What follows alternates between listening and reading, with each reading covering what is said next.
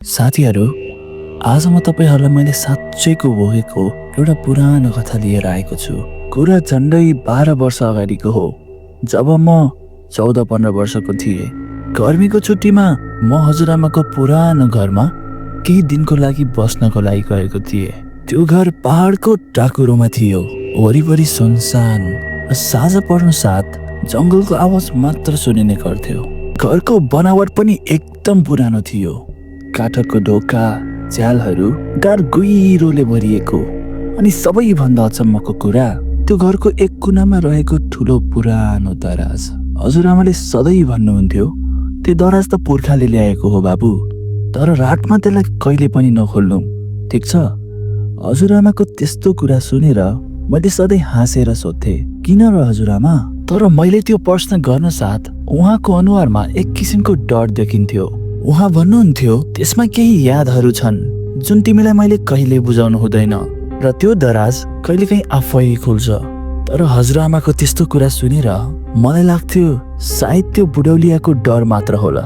एक रात त्यो पुरानो घरमा म एक्लै सुतिरहेको थिएँ। हजुरआमा आफ्नो पुरानो मिल्ने साथी बिरामी भएकोले उहाँको घरमा बास बस्न जानुभएको थियो। मलाई बेलुका खाना खुवाएर म भोलि बिहानै फर्किन्छु बाबु, तिमी आरामले सुत्नु भनेर उहाँ जानुभएको थियो। झ्यालबाट बाहिर हेर्दा कालो कालो बादल आकाशमा हिँडिरहेको थियो, बत्ती पनि गएको थियो अनि जंगल साह्रै सन्नाटा थियो। सायद रातको 12 बजेको थियो होला। म आफ्नै पलङमा सुतिरहेको थिएँ।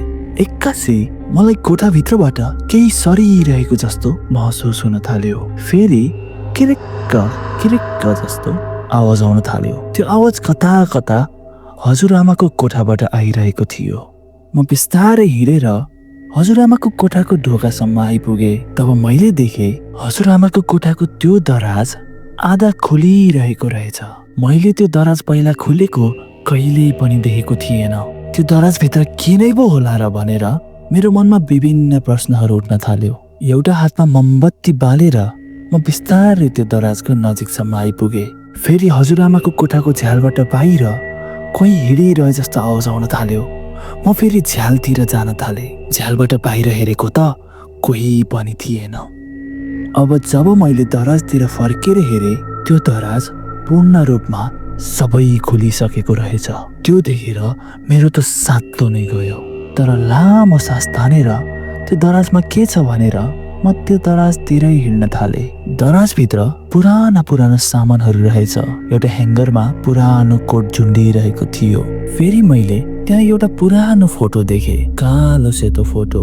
उहाँको अनुहार आधा जलिसकेको थियो र फोटोको पछाडि लेखेको थियो, म फर्किन्छु। त्यो देख्न साथ म त डरले केही बोल्नै सकिन। म डरले आफ्नो कोठातिर दौडिहालेँ। भोलिपल्ट बिहान जब म उठेँ, दराज फेरि आफै बन्द भइसकेको थियो र त्यो फोटो पनि गायब भइसकेको थियो। म हजुरआमासँग त्यो बारेमा सोध्न गएँ, तर उहाँको रङ फिक्का फिक्का भयो।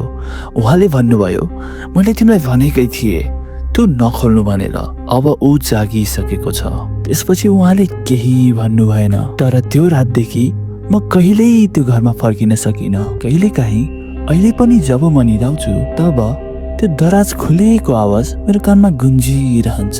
अन्तिमसम्म कथा सुनिदिनु भएकोमा धेरै धेरै धन्यवाद। अझै यस्तो रोचक कथाहरूको लागि च्यानललाई सब्स्क्राइब गर्न नबिर्सिनुहोस्।